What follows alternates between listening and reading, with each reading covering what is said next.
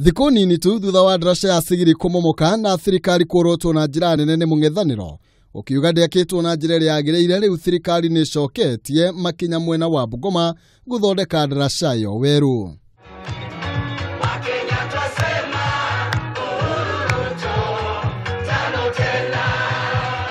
Minister wa barabara James Macharia nĩ ũheanĩte riboti ĩyo hĩndĩ ya ũrugũria mwerũ wa wambĩrĩria wa waki ũcio, kũrĩa ahithũrĩtie atĩ kũrĩ andũ mahũthĩkire gũthũkangia ndaraca ĩrĩa yakĩtwo hau kabere.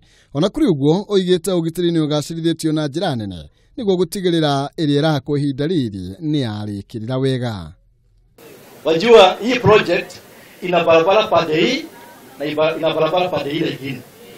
Halafu daraja mnaona ni daraja kubwa sana ya kisasa.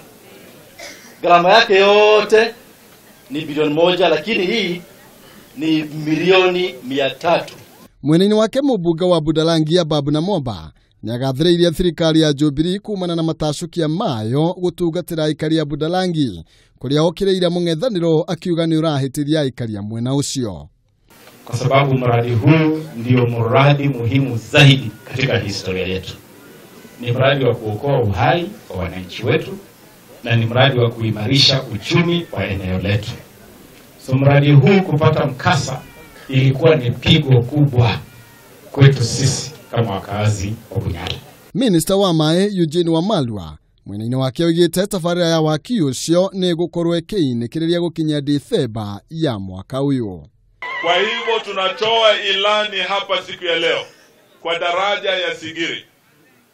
Kama kuna yeyote who intends to sabotage this project, ajue ya kwamba mkono wa sheria ni mrefu na serikali ya Jubilee haitakubali any sabotage katika mijengo kama hii. Macharia oigĩte ikinya rĩrĩ rĩrakinyanĩirio thutha wa makaya ma aikari a mwena ũcio gũkinyĩra mũtongoria wa bũrũri thutha wa ndaraca ĩrĩa ĩrarĩ hau kabere kũmomoka na njĩra ĩkĩriga.